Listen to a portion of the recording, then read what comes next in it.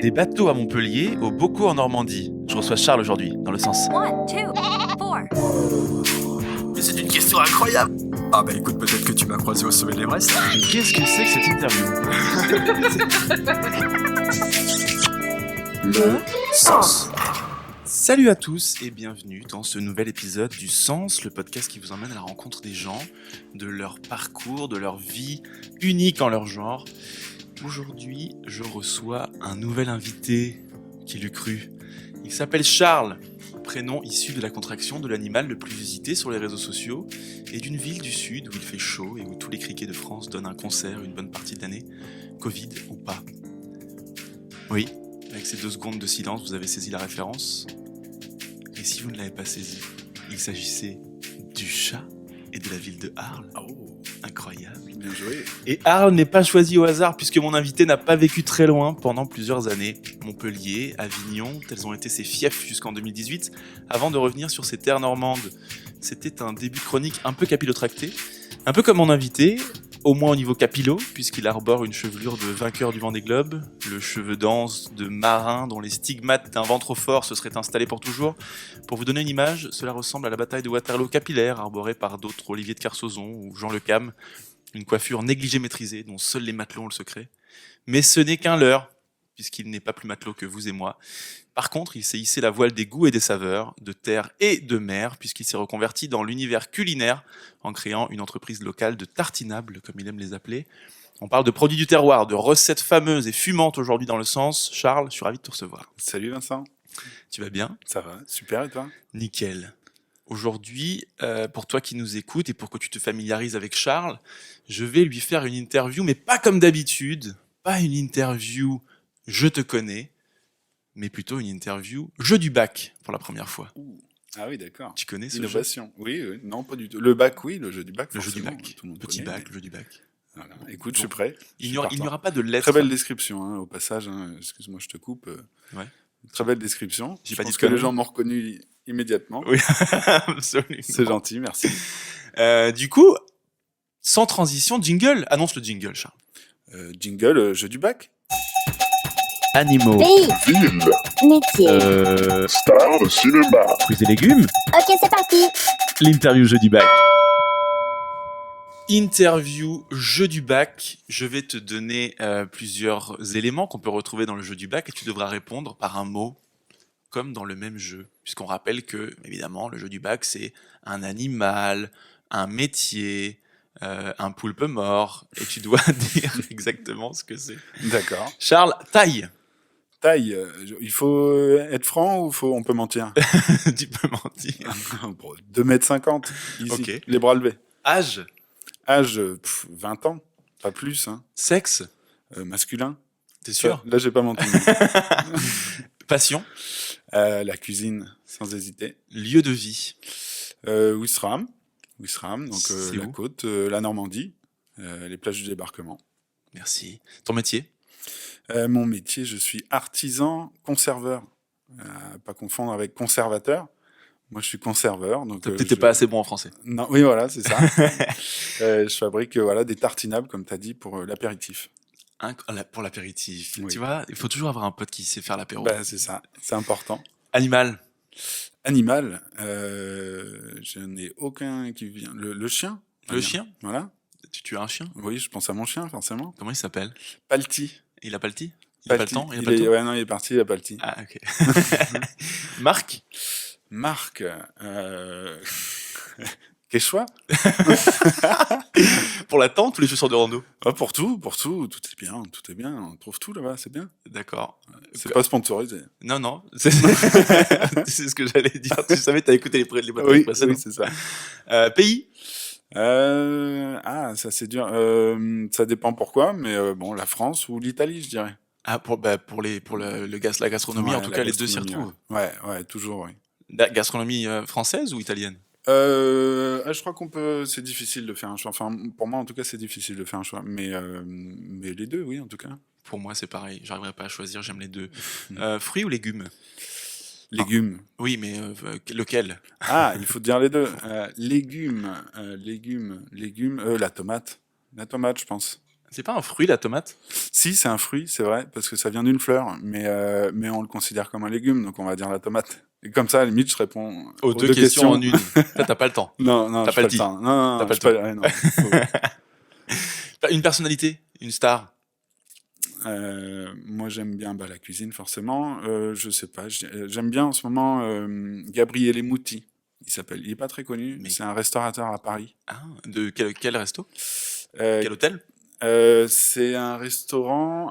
Forcément, moi, je me souviens plus du nom. C'est un super restaurant où j'ai mangé et c'est vraiment incroyable ce qu'il fait. Et c'est un Italien, forcément, qui vient de l'île d'Elbe Ok. et qui fait des trucs extraordinaires.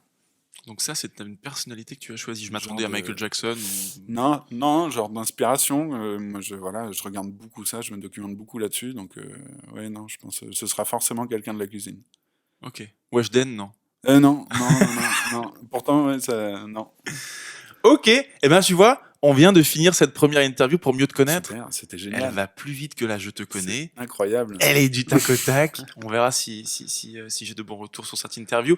Je vais te faire une interview unique aujourd'hui puisque on réduit un tout petit peu la durée des épisodes pour plus de côté digeste. Ça te parle, toi qui bosses Ouais, dans le monde de la évidemment. gastronomie. Alors du coup, aujourd'hui, je te fais une interview Méloco jingle. Méloco, Qu'est-ce donc cette diablerie? Certainement encore un jingle à dormir debout. Il ne s'arrêtera donc jamais. À quoi peut-il bien servir de faire un jingle si nous ne savons pas de quoi l'interview va parler? l'interview Méloco. Méloco, qu'est-ce que ça peut être, Charles? Mes locaux. M-E-L-O-C-O, bien sûr. Ah oui, non, moi j'aurais dit L-O-C-A-U-X. Mes locaux, les gens du coin, quoi. Ah, Ah non, les locaux, les foufous. on sait pas en fait. On sait pas. T'en sais rien. Ah, j'ai hâte. Eh ben oui, puisqu'il y a un mélocal, des mélocaux. Ah, d'accord. Donc c'est une interview gastronomique, mais avec un jeu de mots. Super. Génial, bravo. Merci. Tu aimes les mélocaux, Charles? Ah, j'adore ça. Quel est ton mélocal préféré? Ah, c'est dur. Moi, je dirais le camembert. Le camembert. Oui. À parce toutes que- les sauces. Oui, parce qu'il faut bien choisir, de toute façon. Et dans le coin, non, le camembert, c'est bien. Incroyable.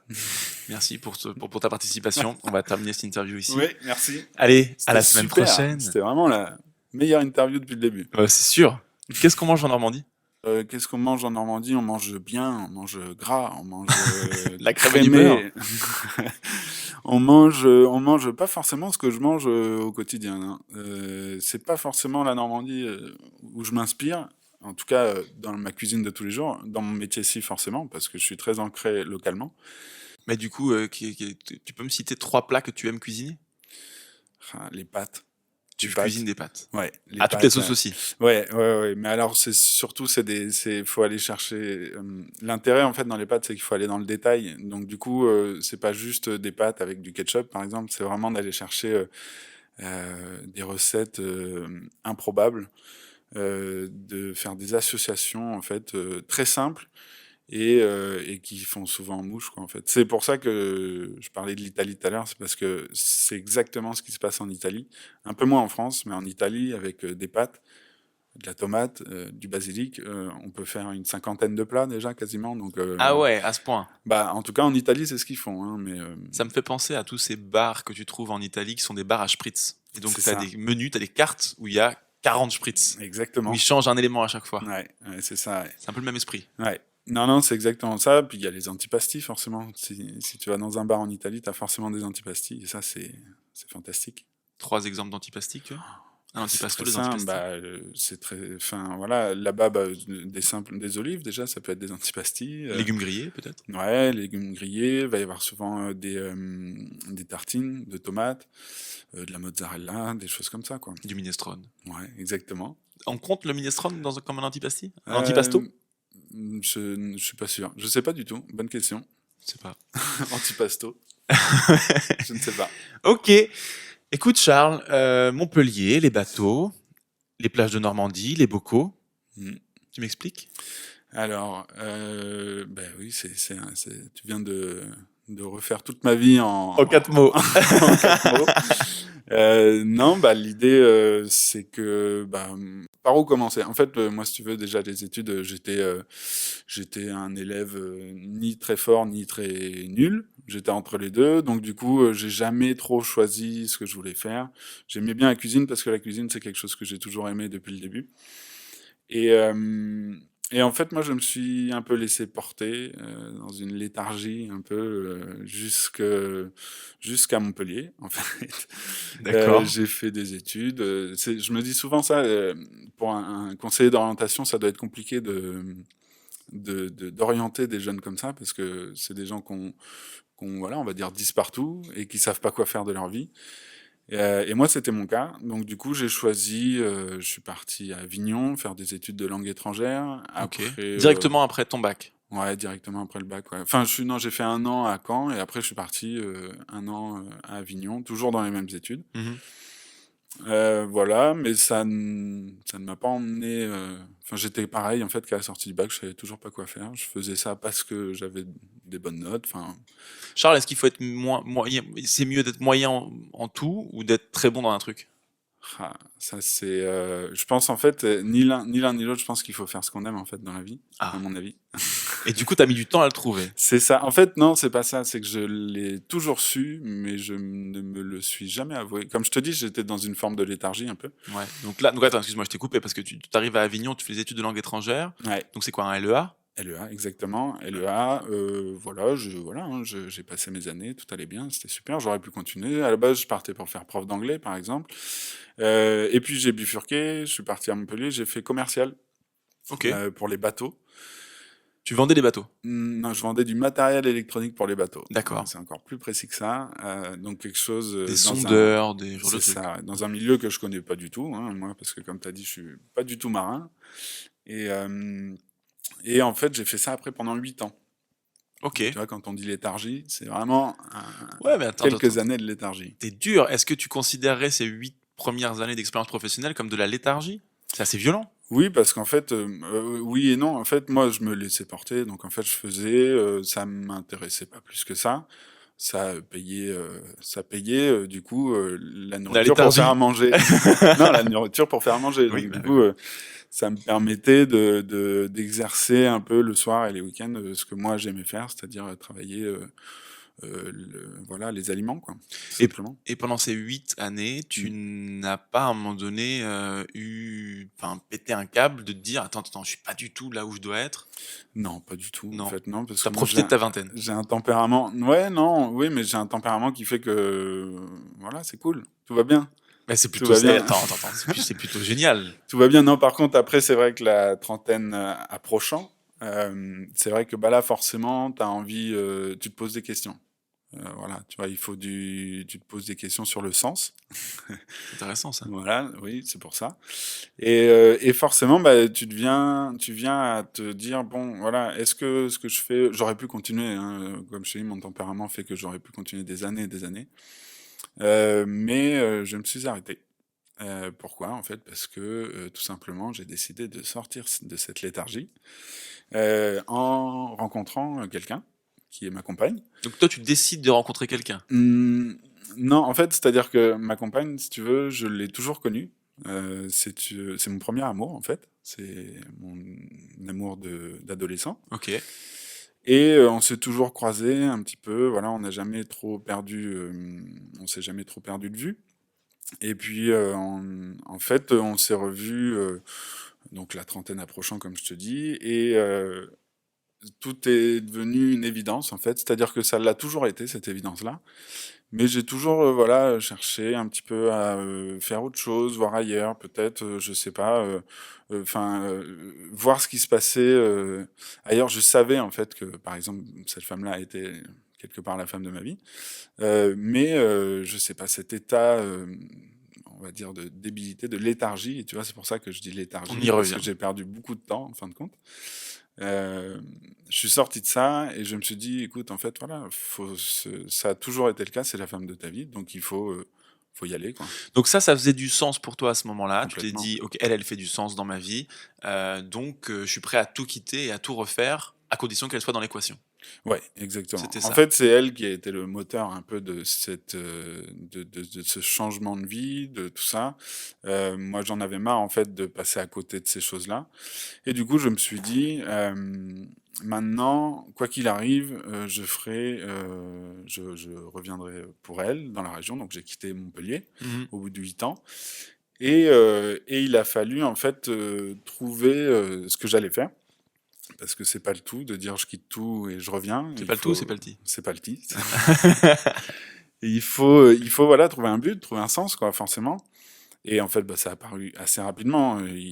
Voilà, la cuisine, moi je faisais ça tout le temps, donc je bossais dans mon taf de commercial, je bossais 8 heures par jour comme tout le monde, et je rentrais le soir. La première chose que je faisais, c'est que j'allumais la gazinière et puis je faisais à manger. Et c'était évident qu'il fallait que je me recentre là-dessus. Attends, parce que la plupart des gens, quand ils rentrent du boulot, en général, ils font à manger aussi. Ouais, Hein. Donc, ouais, en ouais. quoi c'était différent pour toi? Non, parce que moi, je pousse le truc, je pousse le vice assez loin, en fait. Donc, moi, je suis capable de faire à manger, voilà, pendant 2, 3 heures. En tout cas, à cette époque-là, quand je vivais seul chez moi, oui, je faisais à manger sans forcément manger après, hein, mais c'était juste l'intérêt, la recherche du goût, de l'association, de trouver des idées. Euh, voilà, c'était vraiment une passion. C'était pas le temps passait pas, en fait. C'était vraiment un plaisir, quoi, toujours. Ou ça passait vite? Ça passait vite, oui, voilà. Le temps passait, oui, forcément, oui.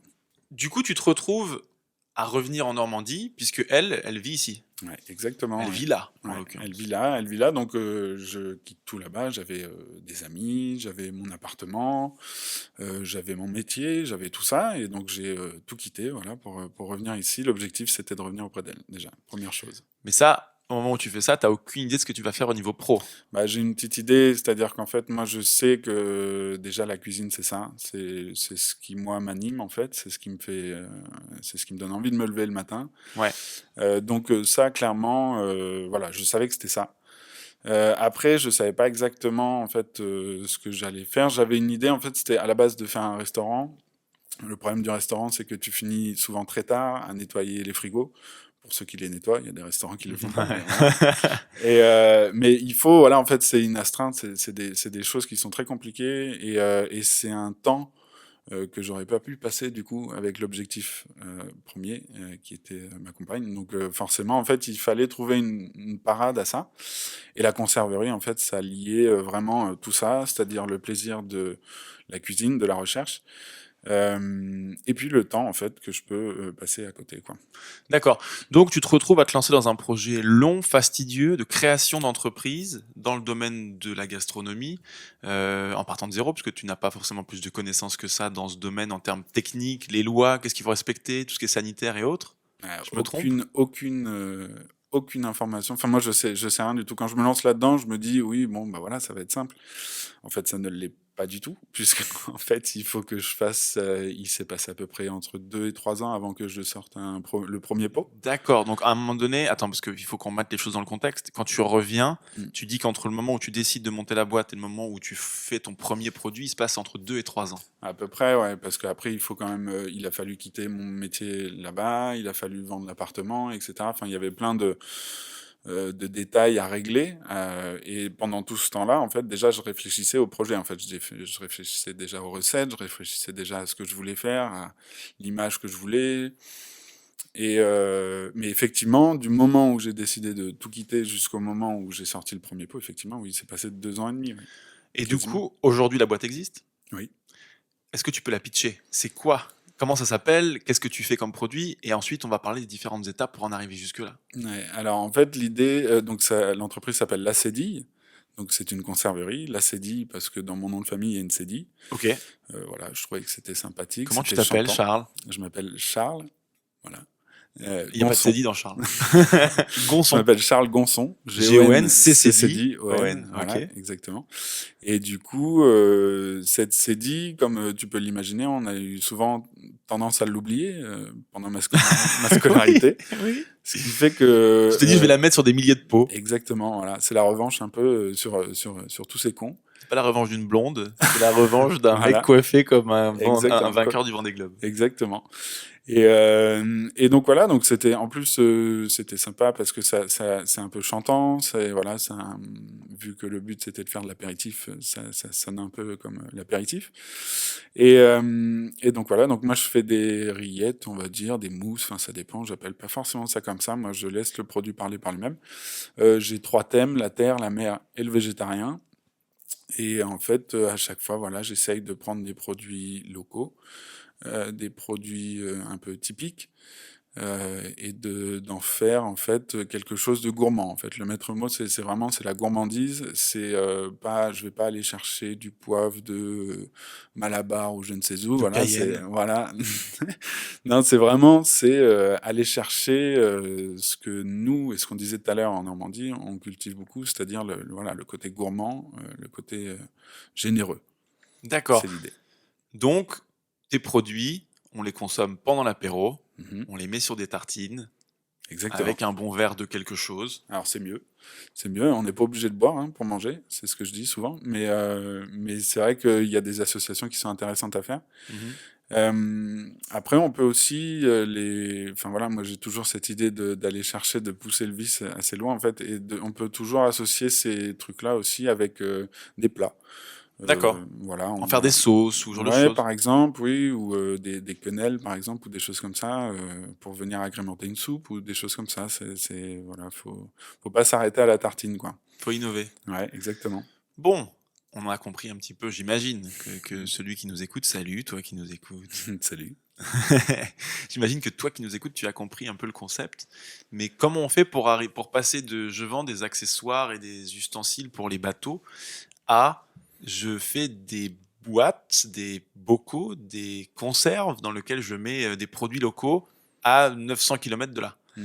Les différentes étapes, les grandes étapes de création, qu'est-ce qui t'a posé des soucis? Qu'est-ce qui a été quelles ont été les différentes étapes majeures de la création de cette boîte? Il faut se former déjà, hein.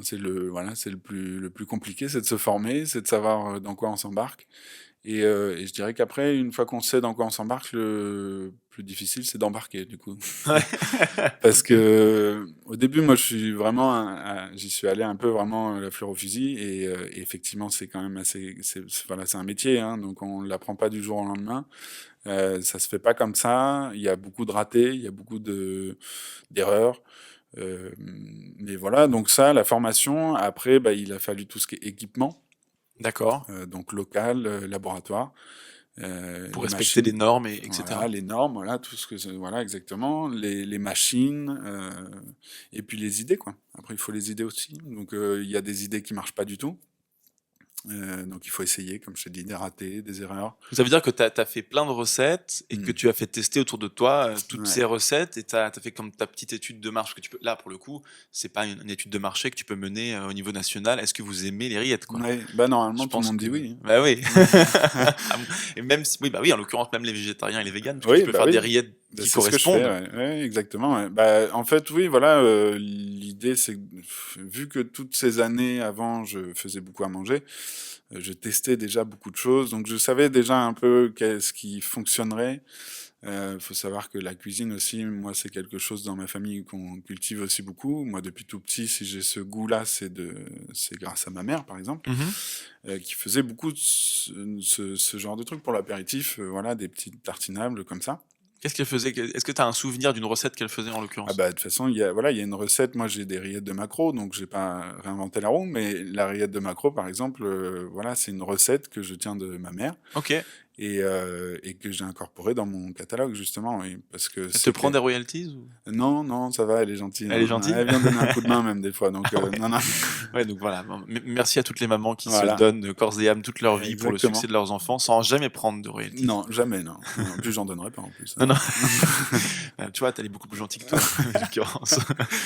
Tu ferais une très mauvaise maman. Non, oui, certainement. Mais c'est pas, de toute façon, c'est pas le but. Hein. Je suis masculin, hein, comme je t'ai dit. Ah oui, Je c'est suis vrai. un homme. Ouais. Ouais, pourtant, je t'ai demandé si t'étais sûr, mais Non, ouais, enfin, tu je confirmes. corrobore. Tu corrobores, tu confirmes. Exactement. T'as remarqué que j'utilisais beaucoup le mot corroborer? Oui, c'est vrai. Toi? Oui. Ah bon? Non?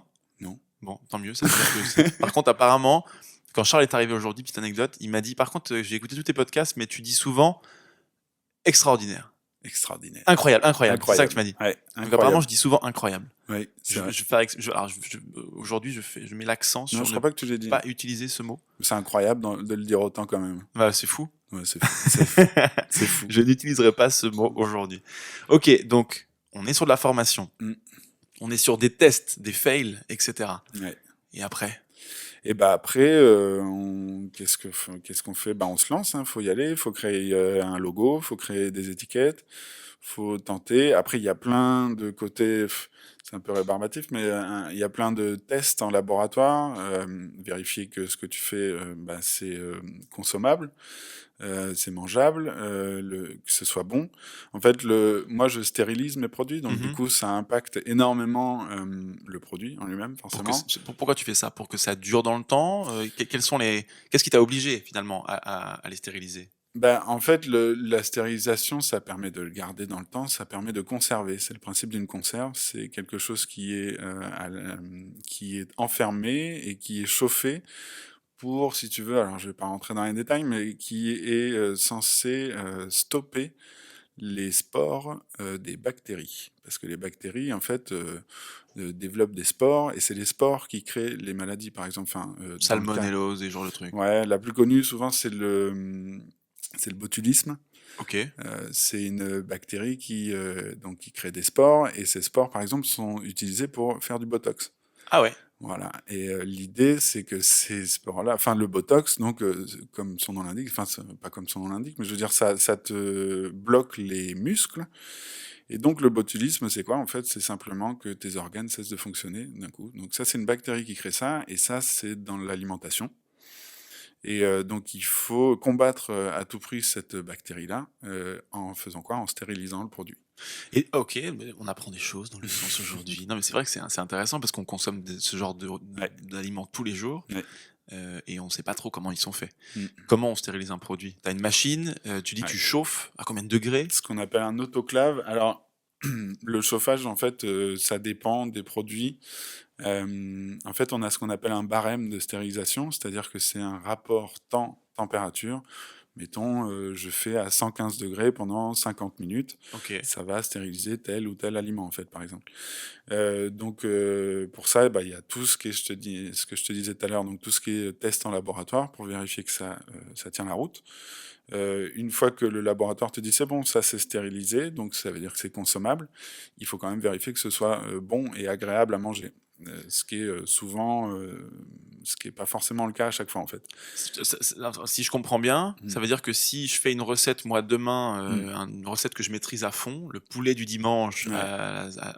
aux oignons, Mm. si je veux le stériliser, une fois qu'il est stérilisé, il a plus le même goût. Ah bah déjà en fait, ouais non mais même pas en fait, parce que la stérilisation, si tu veux en formation, ils nous disent il y a les cuisiniers et il y a les conserveurs en fait. C'est pas D'accord. du tout la même chose, c'est pas du tout le métier.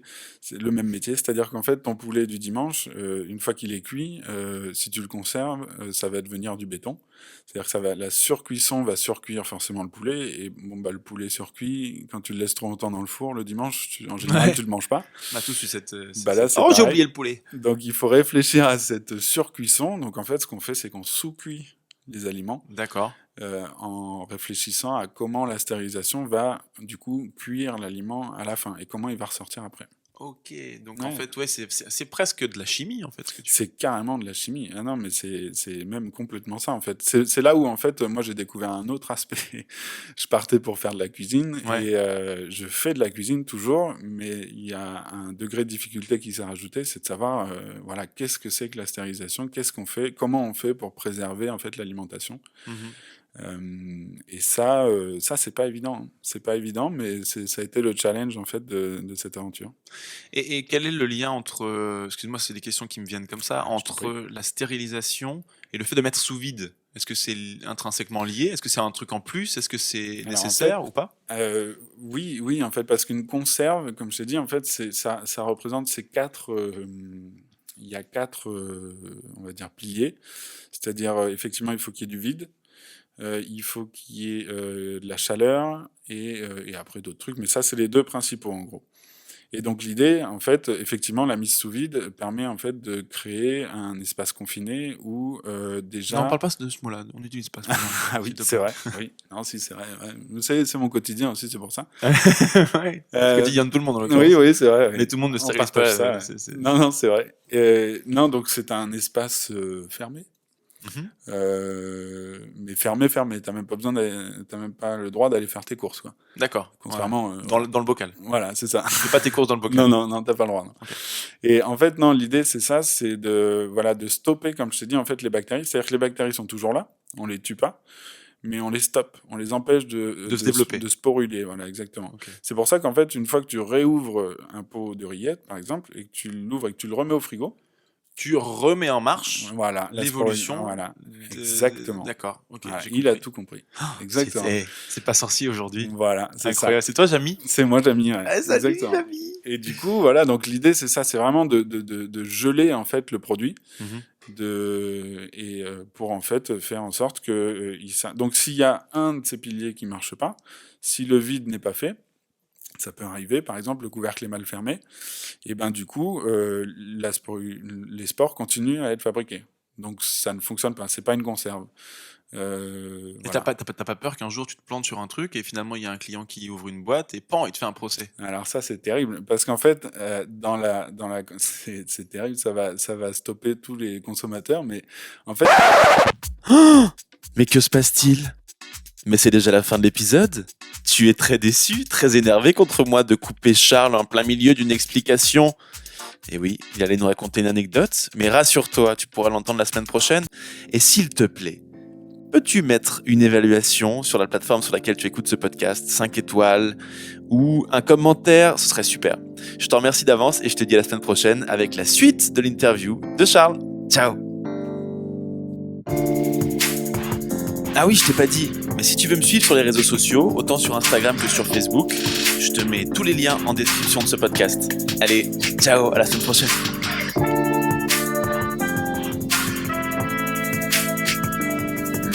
Sens.